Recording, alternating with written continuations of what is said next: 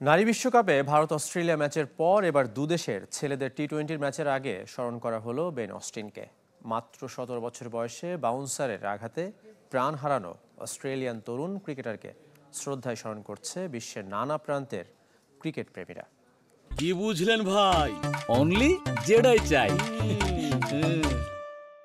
Away after a tragic accident sustained while playing the game he loved.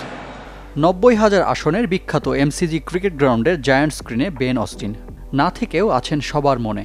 তার সম্মানে 1 minute নীরব Melbourne cricket ground. Gallery ভর্তি দর্শকদের সাথে বেনকে শ্রদ্ধা জানিয়েছেন ভারত অস্ট্রেলিয়ার ক্রিকেটার এবং বেনের ক্লাব ফার্নট্রি ক্রিকেট ক্লাবের কর্তারা।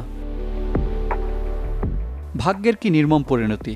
মাত্র 17 বছর বয়সে অনাকাঙ্ক্ষিত বাউন্সারে জীবন হারানো বেনের ঘটনা ছুঁয়ে গেছে ক্রিকেট বিশ্বকে। সাবেক থেকে বর্তমান ক্রিকেটার কিংবা ধারাভাষ্যকার সবাই নিজেদের মতো শ্রদ্ধা জানাচ্ছেন প্রয়াত বেনকে, যে তালিকায় আছেন Kevin Pietersen, Shikhar Dhawan, Michael ভনরা। 3 ছেলের বড়টিকে হারিয়ে পাগল প্রায় বাবা। মৃত্যুর পরদিন ফিরে গিয়েছিলেন ছেলের ক্রিকেট একাডেমিতে।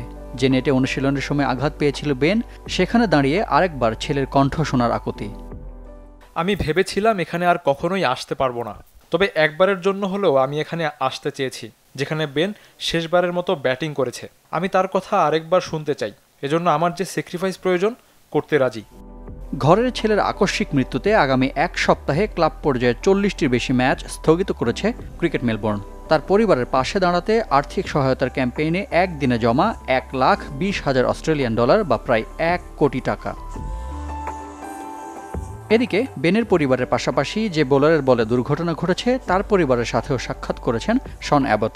এমন নির্মম ঘটনার সাথে তারও আছে বেদনার স্মৃতি। 10 বছর আগে অ্যাবটের বলের আঘাতে মৃত্যু হয়েছিল ফিল হিউজের। রিফাত হোসেন, চ্যানেল 24।